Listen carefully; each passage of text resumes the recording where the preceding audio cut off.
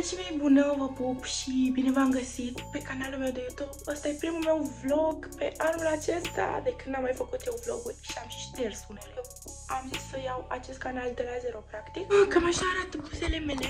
Buzele mele conțin 2 ml de acid hialuronic Revolax. La cât sunt eu de fricoasă, sincer nu am simțit absolut nimic. Deci nu m-a durut, nu am reacționat la ac.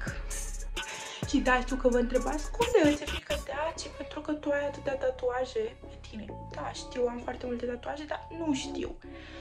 Am avut o teamă, am avut o frică, tremuram practic, dar după m-am liniștit când am văzut că practic nu mă doare. Această mică vânătaie pe care o vedeți, deoarece eu sunt mai sensibilă puțin, mă bineînțeles mai repede, dar o să treacă în câteva ore.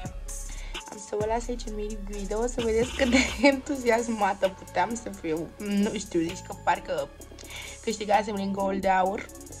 Când am ieșit de la Irina, imediat mi-am făcut un video, am zis că o să-l postez pentru vlog. Deci, fiți atenți. Deci chiar acum am ieșit de la Irina. Este o fată genială, deci ador buzele. Revin. Aveți mare grijă la ceea ce mâncați, să nu mâncați picant, să nu mâncați prea rece sau prea fierbinte. Iar la fel, dacă obișnuiți să mergeți la solar, cum eu obișnuiesc să merg, nu o să mai merg pentru că nu este permis, așa am înțeles și eu. Nu este voie să mergem la solar imediat după ce ne-am pus acidul în buz. Și chiar sunt mulțumită, eu am 2 ml de acid în acest moment. Eu având și buzele mele naturale, eu avându-le destul de mari, am zis că 2 este de ajuns. N-am vrut nici să exagerez. Bun, deci frumoșii mei, vă aștept la următorul vlog.